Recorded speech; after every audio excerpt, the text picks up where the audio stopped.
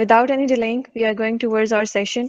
But उससे पहले एक छोटा सा वाक्य सुनाती चलूँ। कुछ अर्सा पहले पॉजिटिव पाकिस्तान के ऑफिस में जब मेरा बहुत ज़्यादा रेगुलर आना जाना था, तो उस वक्त एक रोज़ सर आबिद एक सेशन अटेंड करके आए और उन्होंने आके मुझसे कहा कि एक लड़के को आज मैंने सुना है और वो बहुत अच्छा बोलता है।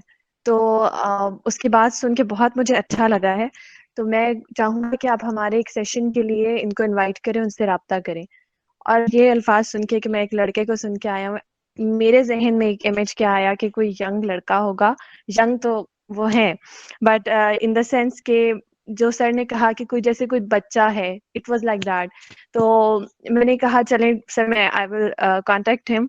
और मैंने अनफॉर्चुनेटली बहुत कैजुअली बात की उनके साथ। और जब हमारे सेशन के लिए हमारे ऑफिस पहुंचे, तो उस टाइम उनकी बातें सुन के, उनका जो विजन था उसको सुन के, उनको जान के, it was the first thing that came in my mind कि हमारे यूथ, हमारे यंगस्टर्स, हमारे लोग माशाल्लाह माशाल्लाह they are well qualified, well educated. और अब भी वो लोग हैं हम में जो इकबाल को इतना पसंद करते हैं। अब भी हमारे दरमियान वो लोग मौजूद हैं जो रूमी को पढ़ते हैं, और सिर्फ पढ़ते नहीं हैं बल्कि उसको इस तरह से सबको समझाते हैं कि वो दिलों में उतरने लग जाता है। यकीन करें कि मैंने जो है ना, इनको सुनने के बाद इकबाल को पढ़ना शुरू किया। और अगर पूरे पाकिस्तान के अंदर चंद लोगों का नाम लिया जाए जो इकबाल को बहुत अच्छे तरीके से बयान करते हैं, तो उनमें इनका नाम भी सर फहरिस्त आएगा। So I'm actually talking about our today's guest, Khurram Ilahi Sahab. He is with us today, and without any delay, over to you, sir. Thank you so much for joining us. और अब आप और mic आपके हवाले हैं। Okay, बिस्मिल्लाहिर्रहमानिर्रहीम, अस्सलाम वालेकुम। मेरा नाम खुर्रम इलाही है और सैरिश ने ये अक्लमंदी की है, वो ये बात जानती है कि जब हम किसी की तारीफ करते हैं तो असल में हम अपनी तारीफ कर रहे होते हैं। मैं अमूमन लोगों को कहता हूं कि अगर मैं तुम्हें इकबाल की कोई बड़ी नज्म सुनाऊं और तुम तारीफ ना कर सको तो बताओ इकबाल का क्या जाएगा, सब कुछ तो तुम्हारा लुट जाएगा। अगर मैं गालिब का दीवान तुम्हारे सामने रखूं और तुम उसकी तारीफ ना करो, अगर मैं कोई शेर सुनाऊं कि नक्श फरियादी है किस शोखी तहरीर का, कागजी है पैरहन हर पै करे तस्वीर का, और आप उसके बाद आपके दिल से घबराहट से वाह वाह न निकल जाए, तो गालिब के शेर का तो कभी कुछ नहीं जाएगा। अगली आने वाली नस्लों में भी वो तारीफें चलती रहेंगी। तो आज की जो महफिल है उसमें मैंने सहरी से पहले भी दरखास्त की, वलीद जो बाकी लोग अहबाब थे, कि मैं भाई कोई वो कॉरपोरेट कम्युनिकेशन लेवल की बातें नहीं समझाऊंगा, क्योंकि हम 2-3 से 6 घंटों के लिए ऑफिस में होते हैं, जिंदगी में हम 24 घंटे होते हैं। तो मैं कोई कॉरपोरेट एटिकेट्स ऑफ कम्युनिकेशन पे बात नहीं करूंगा, या वो अरस्तु की वो जो दकिया नूसी हो चुकी है एथोस पैथोस लोगोस वाली बातें नहीं करूंगा।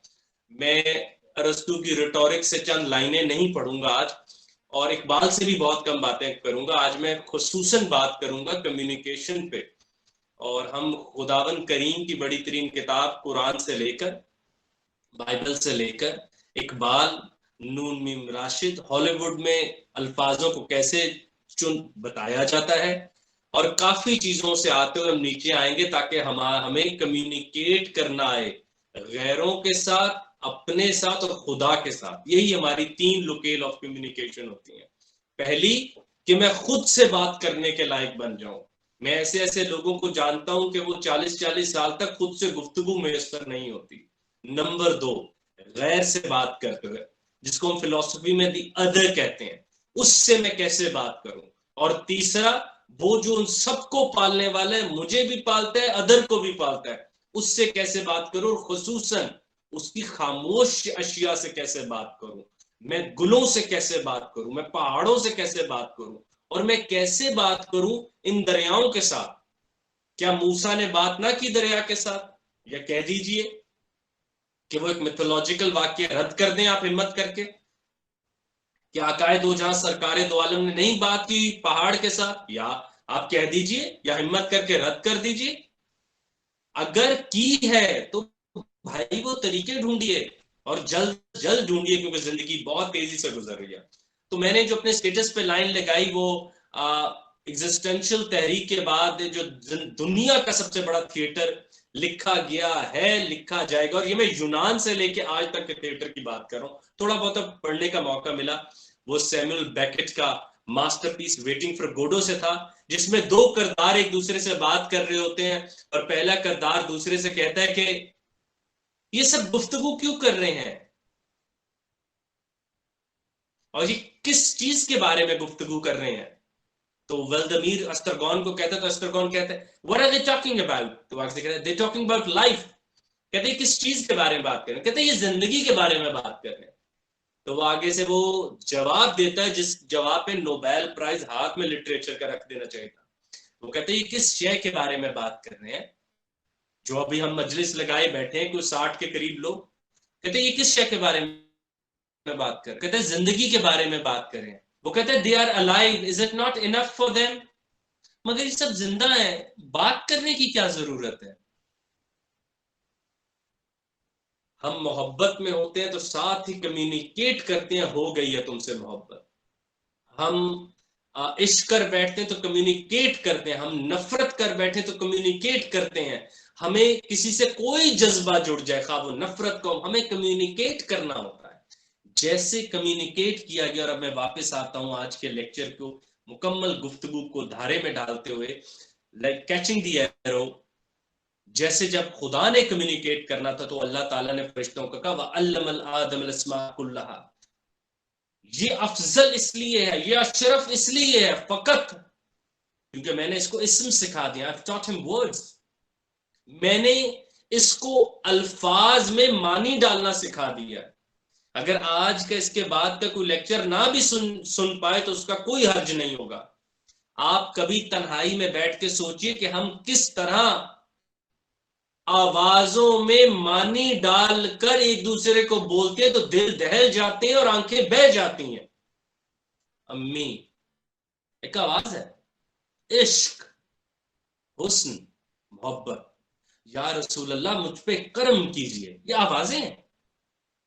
मगर इन आवाजों को सुन के जैसे दिल बैठ जाते हैं, रोंगटे खड़े हो जाते हैं। याद आए तो महबूबे गुज़िश्ता की तरह के रूबरू आने से जी घबराए, तुम कहते हो वो जंग हो भी चुकी, ये फकत आवाजें।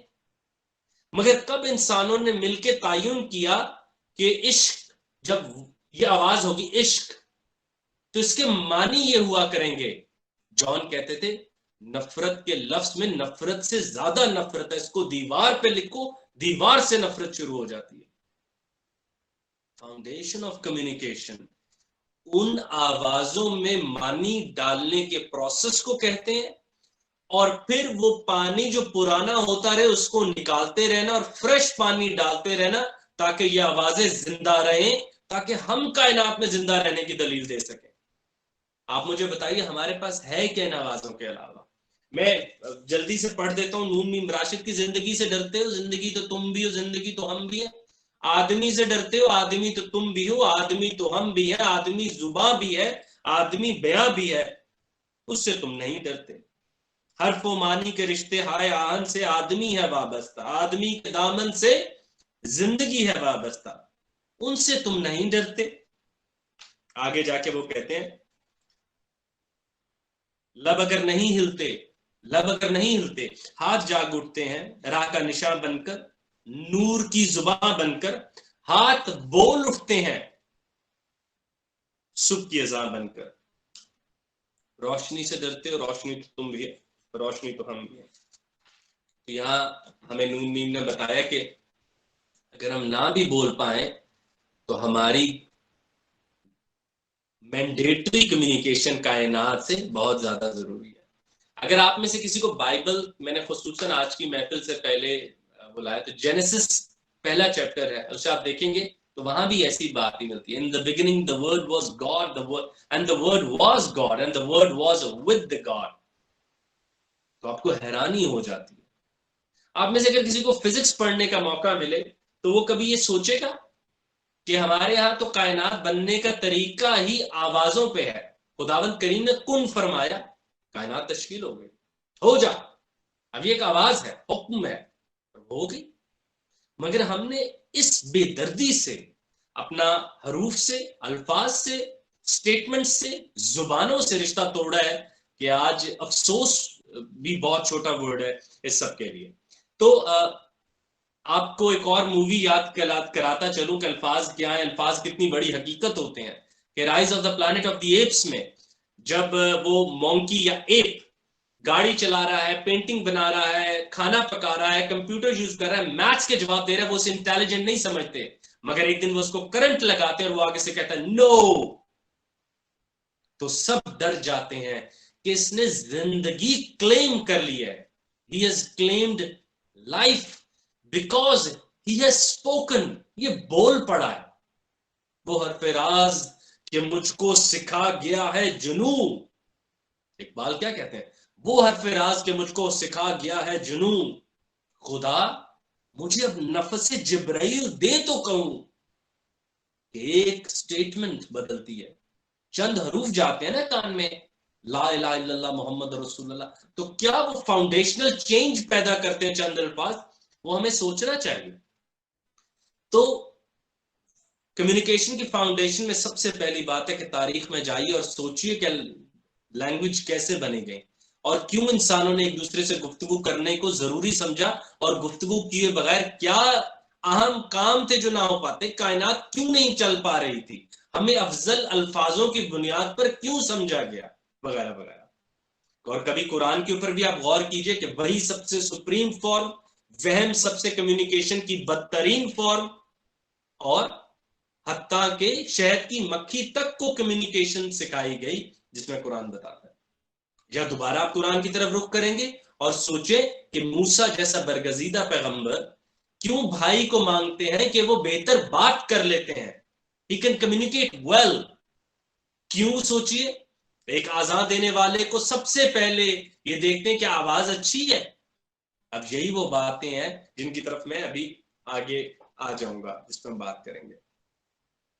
तो जावेद नामा में अल्लामा मोहम्मद इकबाल मौलाना जलालुद्दीन रूमी से पूछते हैं कि मौजूद कौन है, तो आगे से मौलाना फरमाते हैं मौजूद वो है जो हर वक्त है, और जो है वो दलील मांगता है। अलस्तु बिरब्बिकुम, खुदा ने भी कहा मैं हूं, मुझ पे दलील दो।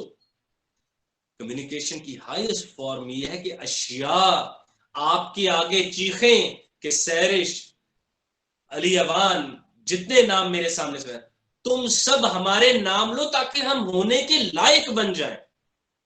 And this is the highest form of communication, कि खा इंसान हो, खा आप खुद हो, या खा कोई दरवाजा हो, वो चीखे कि मुझे पुकारे ताकि मैं होने के असबाब ढूंढ सकूं। आप कभी सोचते हैं कि हम चुप नहीं रह सकते, अगर हम चुप भी हो तो जहन में एक पिक्टोरल मेमोरी, एक लैंग्वेज चल रही होती है, मैं कल ये करूंगा, मैंने ऐसे क्यों नहीं किया। तो आपको एहसास होता है कि जब मैंने अपने जहन के इंजन को आमियाना हरूफ, आम बातें, सतई नज़में, टिकटॉक पे चलने वाली शायरी से मानूस कर दिया है, तो बड़े ख्याल कहां से आएंगे। मुझसे फूल बूचे बात क्यों करेंगे, मुझसे दरख्त गुफ्तगू कैसे करेगा, वो कभी भी नहीं करेगा।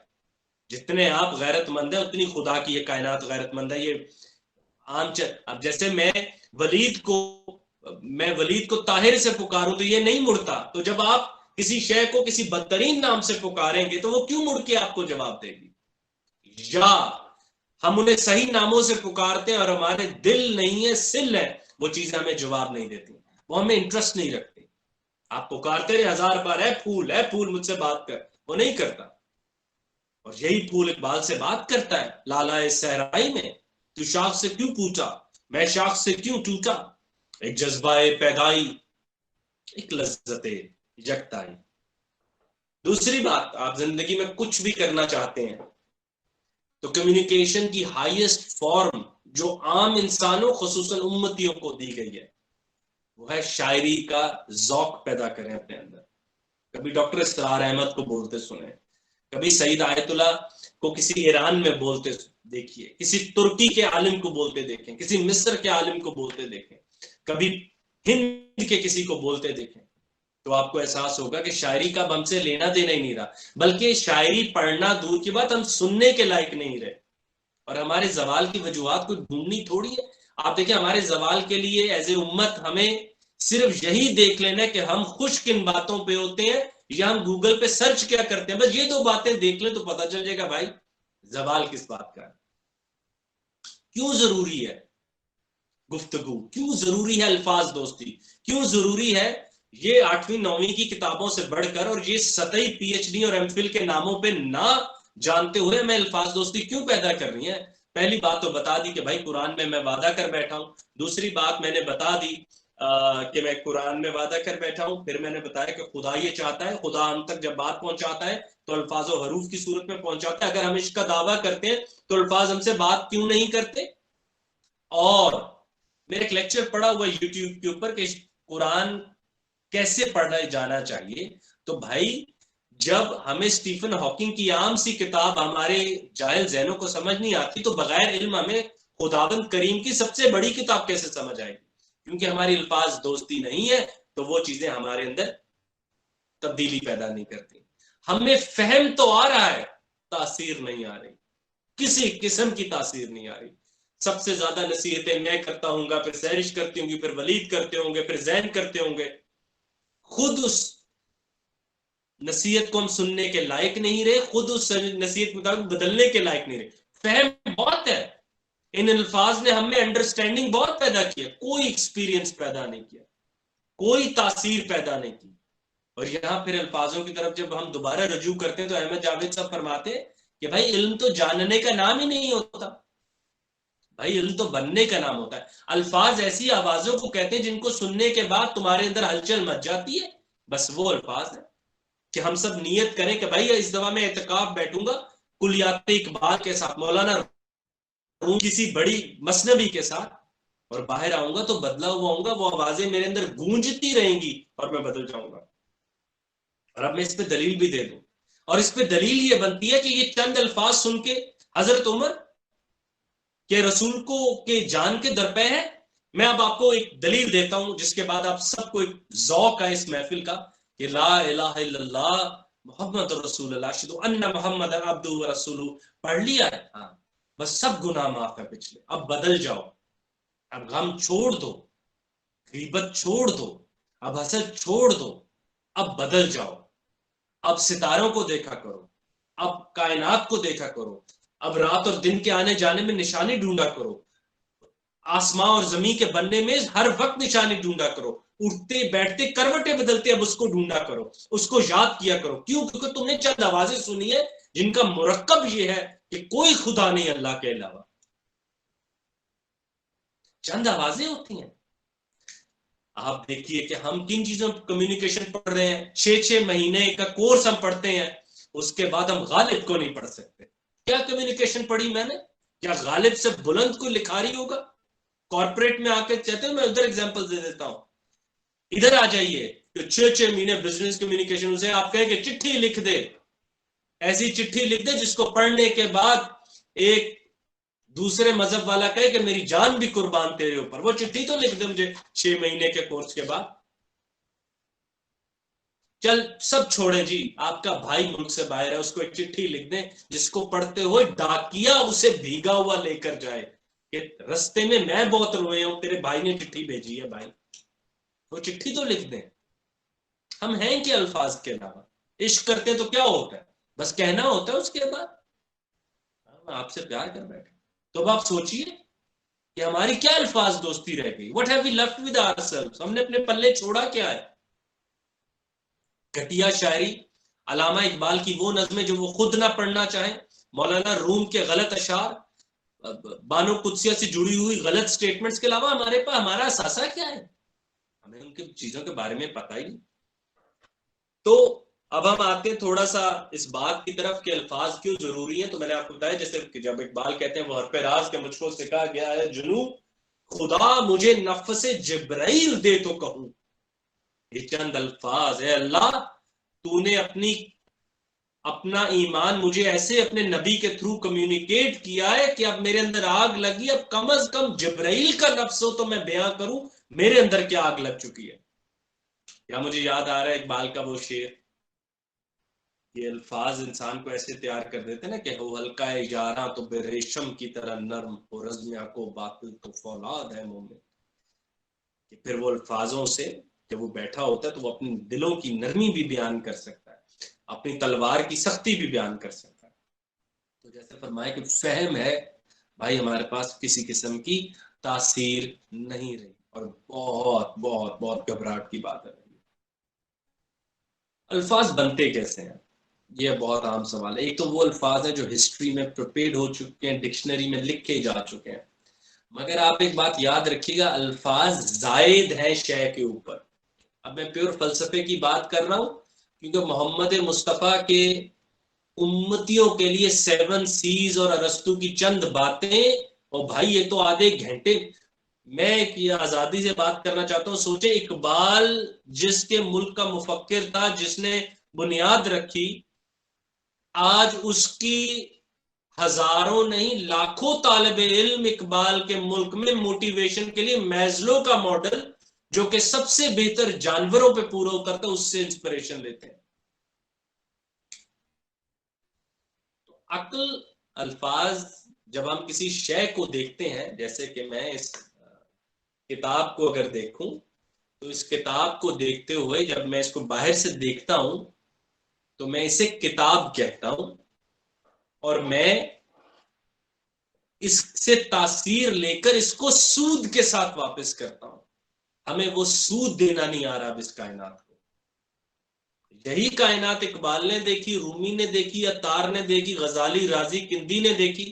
इधर आ जाते हैं, जरा बात बदल लेते हैं। यही कायनात शेक्सपियर ने देखी, बर्कले ने देखी, ह्यूमर बर्गसा ने देखी। यही जो कायनात है जॉर्ज ऑरवेल और फ्रांस काफ्का ने देखी। और जब बातें हैं, ये सारे खास सेकुलर हों या मजहबी हों, उन्होंने मास्टरपीस लिखे, और हम जो है वो जॉन एलिया कहते थे ना कि ये खराब आशियाने खिरत बाख्ता, सुबह होते ही भाई सब काम पड़ जाएंगे।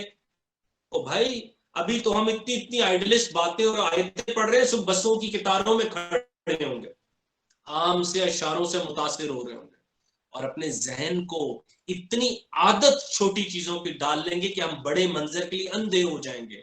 और जहां पे अहमद जावेद साहब की दलील तमाम सामीन के लिए बहुत आम है कि चूंटियों को बड़ी आवाजें नहीं आती। अगर आप इकबाल नहीं पढ़ रहे, ये खौफ का मुकाम है। अगर आप कुरान को उस तरह नहीं पढ़ रहे जो बदल देता है, जिसके बाद बुराई आपसे घबराती है बहुत। मैं कुछ सवाल पढ़ रहा हूं भाई, ये कहां से मुसलमानों में बात आ गई डिफिकल्टी की। मेरी आप बात तो सुनिए जरा। आपने कभी मुश्किल बात में कशिश नहीं देखी? आसान बात समझ आ भी जाए तो क्या फायदा, और मुश्किल बात ना भी समझ आए, आपको पहले वाला इंसान नहीं छोड़ती भाई। टूट अगर तोड़ेगी आपको, रोशनी डाल देगी आप में, आपको आदत पड़ जाएगी बुलंदी को देखने की। मुझे बताएं, छोटे से टीले पे रोजाना चढ़ दौड़ेंगे आप, तो उससे क्या इंस्पिरेशन मिलेगी? क्या आपका नाम किसी गिनीज बुक में आएगा? रोजाना घर के पास वाली आप चोटी पे, घर की चौथी मंजिल पर चढ़ जाए, जाइए केटू सर कीजिए, सारी दुनिया देखेगी आपको। ये सिस्टम तो आमियानापन पे राजी करेगा, इसी को तो तोड़ के निकलना है आपने। और मसला किस बात का है, और मसला है किस बात का? आपने आमियाना बातों से अपनी चेन्स तोड़नी है, बड़ी बातों की तरफ लपकना है। तो अल्फाखर ये बड़ी तफसीलन बहस है, इसका अगर किसी को मौका मिले वो बाद में मतलब कि आप सैरिश से मेरा राब्ता ले सकते, वो इस पे काम करें कि हम चीजों को सूद के साथ उनके मानी वापस करते हैं जो उनमें पहले से मौजूद नहीं होते। मतलब कि जिस बुक को मैंने हाथ लगाया, जिस कलम को मैंने पकड़ा, तो एटम्स है, मगर मैं इसको एक नाम भी देता हूं, इसके एट्रीब्यूट्स भी तय करता हूं जिसपे शामिल नहीं है, और इनकी सुलह कराने वाला मैं खुद हूं। ये बहुत तफसीलन बात है, अभी हमारा आधा घंटा ऑलरेडी हो चुका है, तो मेरे पास तकरीबन 10 मिनट रह गए। अब यहां पे 3 चीजें हैं भाई जो आपके पास होनी चाहिए। जब मुझे सैरिश ने बताया और फिर इतनी तारीफ कर दी इन्होंने, मुझे शर्मिंदगी हो रही है अभी तक उस बात पे। और हमारे उस्ताद मुर्शिद अहमद जावेद साहब कहते हैं कि तुम्हारे अंदर तुम्हारी तारीफ जितनी भी दुरुस्त हो मुज़िर है, और भाई तुम्हारे अंदर कोई भी नुक्स जितना भी गलत बताया जाए फायदा दे के जाएगा। तो 3 चीजें अपनी जिंदगी में आप शामिल कर लें जो कम्युनिकेशन के अंदर आपको शामिल होनी चाहिए, दोस्त की तरफ, दुश्मन की तरफ ऑफिस में, ऑफिस के बाहर, कि आपकी गुफ्तगू को 3 मेयार पे परखा जा सके। एक हो हक, एक हो खैर, और एक हो हुस्न। आपकी हर स्टेटमेंट इन 3 चीजों के ऊपर होनी चाहिए।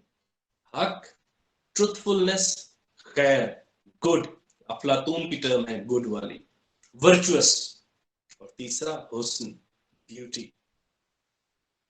मैंने कुछ लाइंस लिखी, मतलब कि उस वक्त बंदा घबराहट में भूल ना जाने वाली, कि अगर हक मुकम्मल नहीं तो खैर नहीं रखता, और खैर बुरी है अगर वो हक से ना हो। यानी कि हम अगर सेकुलर गुफ्तगू शुरू कर दें अपनी गुफ्तगू, लेकिन उसमें हक शामिल ना रखें, तो वह हक का शामिल होना बहुत जरूरी है। अच्छा जी, वो कह रहे हैं काइंडली रिपीट दीज 3 वर्ड। चले मैं इस पे थोड़ी तफसीलन गुफ्तगू कर लेता हूँ, मुझे खुद भी एहसास हो रहा है कि मैं इस पे, भाई ये कागज साइड पे कर, भाई हक, खैर और जमाल, हक, खैर और हुस्न, बस ये 3 बातें आपकी जिंदगी में हर लाइन में शामिल होनी चाहिए। दुश्मन से लड़ते हुए अगर वो आपके हक से इख्तलाफ रख रहा हो, तो आपकी गुफ्तगू की हुस्न पे अपना दिल दे दे कि भाई इख्तलाफ ऐसा अरूज का किया। मुझे वो याद आ गया कि वो जब सलाउद्दीन अयूबी ने किंग ऑफ फ्रैगनल वगैरह से वो जंग लड़ी, बिल्कुल आप सही कह रहे हैं निसार भाई, हक, खैर और हुस्न, हक, खैर और या जमाल कह लें, ये 3 बातें आपको हर आयत में मिलेंगी। और बताएं, ये 3 बातें आपको हर बड़ी शायरी में मिलेंगी, हर लाइन में, और यही 3 बातें आपको हर सूफी की बात में मिलेंगी। चलें मैं और एक हिंट देता हूं, किसी अच्छे आदमी को देखें उसमें ये तीनों बातें शामिल होंगी। खैर, तो अब किंग ऑफ फ्रैगनल जो वो सबसे बड़े होते हैं, उनको कोड़ की बीमारी होती है, और सलाउद्दीन अयूबी से कहते हैं कि मेरे हज्जाज को रास्ता दीजिए, उन्होंने जाना है। तो बीच में को बंदा करता है, किंगडम ऑफ हेवन वो मूवी में सारा कुछ क्लियर उन्होंने किया हुआ। खैर वो आमने सामने आ जाते हैं सलाउद्दीन अयूबी और वो बादशाह जिसको कोड़ हुआ, और ये मुखालिफ है, एक क्राइस्ट से है और एक मुसलमान है। तो वो उन्हें कहते हैं कि आप रास्ता दे दीजिए मेरे हज्जाज को। वो कहते हैं जी बिल्कुल मैं रास्ता दे दूंगा। तो आखिरकार वो क्रिश्चियन कहते हैं एनी टर्म्स, कोई शरायत है? तो सलाउद्दीन अयूबी आगे से कहते हैं हाँ, मैं अपने तबीब आपको भिजवाना चाहता हूं, बस ये शर्त है। खुदारा ऐसी बातें करनी शुरू कर दें, ऐसे अल्फाज, ऐसा इख्तलाफ करें कि इख्तलाफ करने वाला शर्म से पानी पानी हो जाए कि मैंने किस उम्मत के बड़े को ललकार दिया। वो कहते हैं yes I will send you my physicians, तुम बहुत बीमार हो, हमारी शर्त यह, तुमने मुझे रास्ता दिया, मेरे तबीब आके तुम्हारा इलाज करेंगे।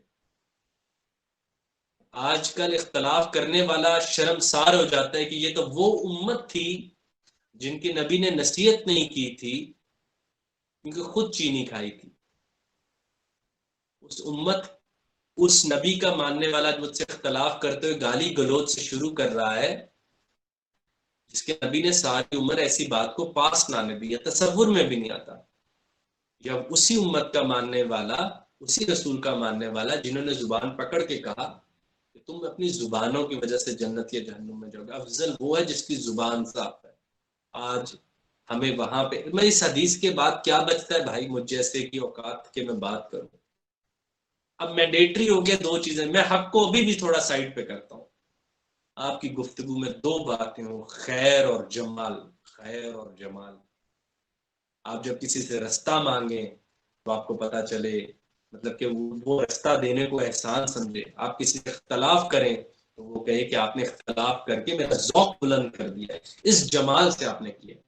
आपकी बातों में नेकी या वर्चुअसनेस शामिल हो, कि आपकी बातें ऐसा साइन बोर्ड हो जिनको देखने के बाद, खूब के बाद नेकी की निशानी आने लग जाए, और आपकी बातों में हुस्न इतना हो कि वो उसको महव कर दे कि वो बात से इख्तलाफ रखता हो, आपसे इख्तलाफ ना रख पाए। बस ये बड़ी बात है कि वो बात से इख्तलाफ कर रहा हो मगर इतनी हसीन बात हो कि आपसे इख्तलाफ ना कर पाए।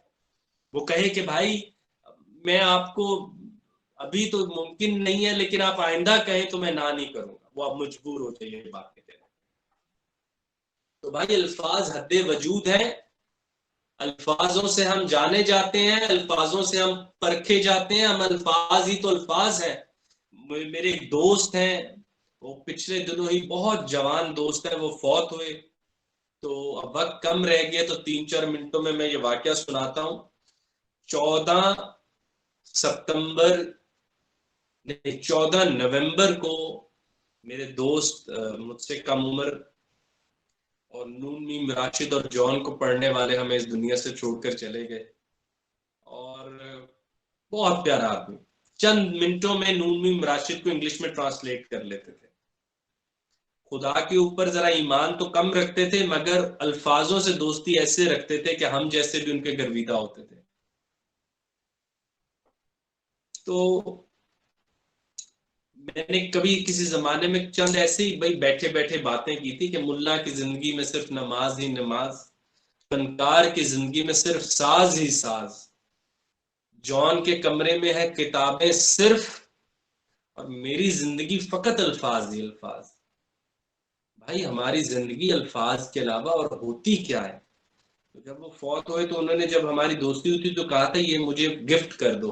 तो मैंने अपने कमरे में टांगे हुए हैं, तो मैं फिर उनके जनाजे पे पहुंचा और उनके सराहने खड़े होके जब मैंने ये अल्फाज पढ़े, तो मुझे एहसास हुआ भाइयों, मैं इसका जवाब पहले देना चाहता हूँ जी बार बार। भाई ये टून पिच, ये बड़े कॉर्पोरेट एथिक्स है। मैं यही आप सबसे बार बार दरखास्त कर रहा हूँ। निसार भाई आपका बहुत शुक्रिया, बहुत मुझे अच्छा लग रहा है आपके कमेंट से, जो भाई कह रहे हैं टून, यार ये कोई कॉर्पोरेट एथिक्स होते हैं, रेडियो शो नहीं हम सारा दिन जिंदगी में कर रहे होते। अच्छा मुझे आप एक बात बताइए, आप गालिब को कितना को बुरा पढ़ लेंगे अगर गालिब से मोहब्बत है। महबूब जिससे प्यार करते हुए पूरी तैयारी के बाद कहना होता है मोहब्बत करता हूँ, कोई टून सिखाता है हमें उस दिन? कोई सिखाता है टून? खुदा के आगे गिड़गिड़। ये अजीब बिजनेस और मैनेजमेंट साइंसदानों ने एकदम कहा है कि टून ऐसी होगी, पिच ऐसी होगी। ओ भाई हम कैलकुलेटर लेके नहीं पैदा होते, हमारा एक बुनियादी रवैया हक का, खैर का और जमाल का होना चाहिए। अगर लफ्ज जमाल समझ आ जाए तो टून लफ्ज उसके आगे खड़ा रह सकता है। जरा सोचिए अब आप इस बात को। जब हसन रसूल अल्लाह के सामने बैठ के नात पढ़ते थे तो कोई उनको टून सिखाता था? वो तो मस्ती इतने होते होंगे कि खैर ही खैर, खूबसूरत ही खूबसूरत निकलती होगी। तो भाई आप बड़े लफ्जों की चाहत पैदा करें, ये ऑर्डिनरी लिटरेचर से जान छुड़ाएं, इन ऑर्डिनरी डेफिनेशंस को छोड़ दीजिए। इस्लाम से पहले आपसे नफी मांगता है, तौबा करें उस बात से जो आमियाना है, एवरेज है, मेडियोकर है, वो आपके जहन में नहीं रहनी चाहिए। आपने दावा कर लिया है उस खुदा का जो नजर नहीं आता। आप उस तो मैं अब नीचे कोशिश करता हूं ना पढ़ूं, फिर मैं बहुत एस्ट्रे होता रहूंगा। तो अल्फाज हमारी, अल्फाज का, हाँ भाई अल्फाज, सही अल्फाज का चुनाव, बड़े अल्फाज का चुनाव। देखिए ना, आप प्यार कहते हैं, फिर मोहब्बत कहते हैं, फिर इश्क कहते हैं, फिर फना कहते हैं, आप खुदा कहते हैं, आप रब कहते हैं, आप रहीम कहते हैं, आप अल्लाह कहते हैं। आप अल्फाजों में ट्रांसेंड करवाते हैं जब मानी बड़ा होता जाता है। एनीवे, तो अल्फाज जी हमारी हदूद हैं। बड़े अल्फाज पैदा करें, बड़े अल्फाज इस्तेमाल करें, बड़ी किताबों के साथ इत्तेकाफ में बैठें, इकबाल के दीवान से दोस्ती करें। और आखिरी लाइन जो मैं सबको कहना चाहता हूं, अल्फाज इतने अहम होते हैं कि अगर आप गमगीन हो और गम सही अल्फाज से दूसरे को बयां कर दें तो आप में खुशी आ जाती है। अल्फाज इतने आम होते हैं, अल्फाज इतने आम होते हैं कि एक मजूसी कलमा पढ़कर मुसलमान हो जाता है यार। अल्फाज इतने आम होते हैं, किसी के पीठ पीछे अगर आपने उसके अल्फाज बोले तो आप जहन्नुमी ठहरते हैं। भाई अल्फाज इतने अहम होते हैं, और अगर आप इन बड़े अल्फाजों को सुनने के बाद भी ना बदले तो भाई फिर इन्ना शर्र दवाब इंदल्लाहि सुम्मुल बुकमुल लजीना ला याकिलून आप पे पूरी उतरती है। इनके अल्फाज इतने अहम होते हैं। तो ये मेरी भाई आज की गुफ्तगू थी। आप सबका बहुत शुक्रिया। माजरत मैंने कोई टॉपिक से हटा हूँ, वैसी बात की हो जो आपकी किसी पुराने अकीदे चीज पर चैलेंज की तरह लगी हो, तो मेरी माजरत।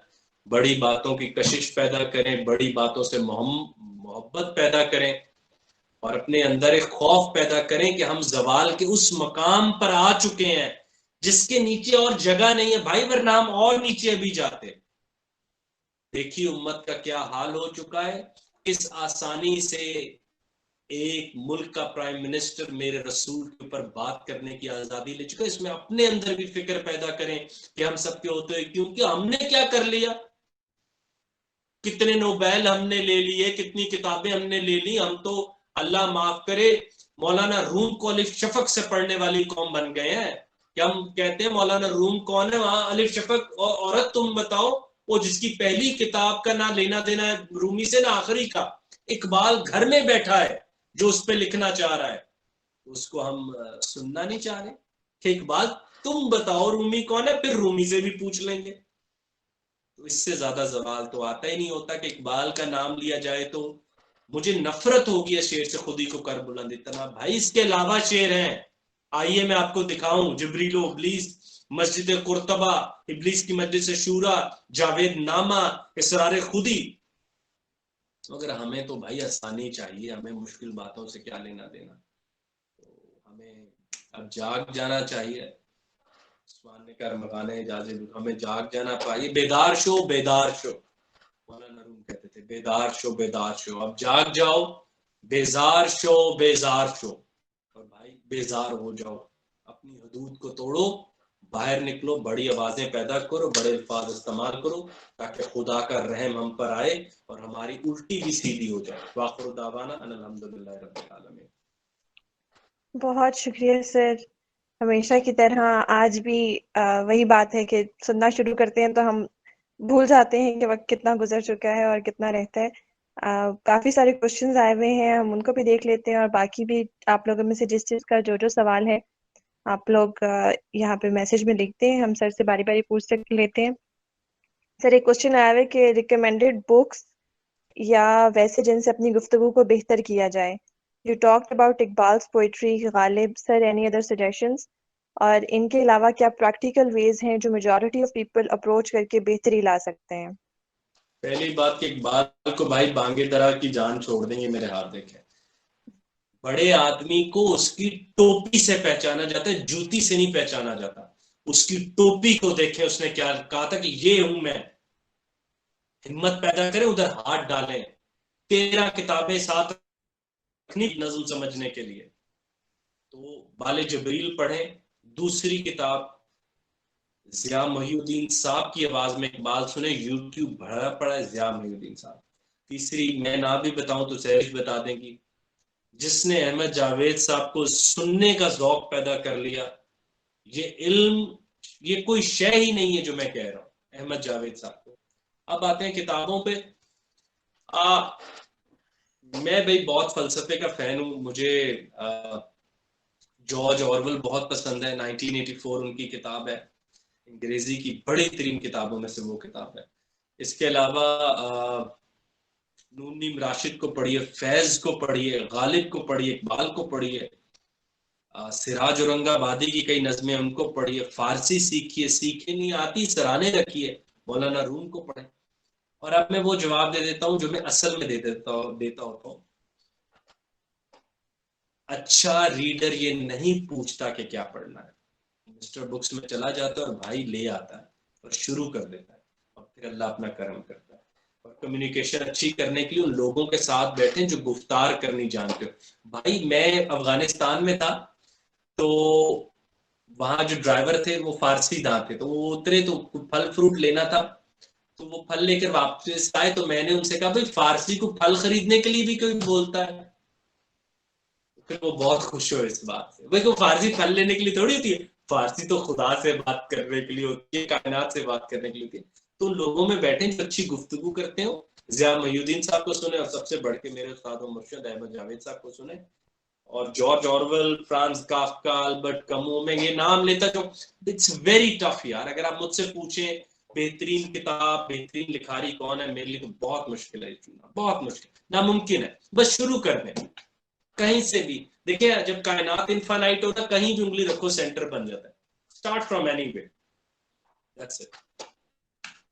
फिर अगला क्वेश्चन है कि how we can improve our communication skills. Everybody have different perspective, and yes, how we can increase reading skills. किसी का पर्सपेक्टिव डिफरेंस, हर किसी का पैशन डिफरेंट होता है भाई। कभी फूल के ऊपर कहा है किसी ने, कहा हो कि भाई ये जो फूल है, ये जो फूल है ये दरवाजा है, या ये जो फूल है ये कलम है, कभी आपने सुने? पैशन डिफरेंट होता है कि फूल की पत्ती, अब देखो आपने मैंने फूल के देखा, हमें कोई बात ही समझ नहीं।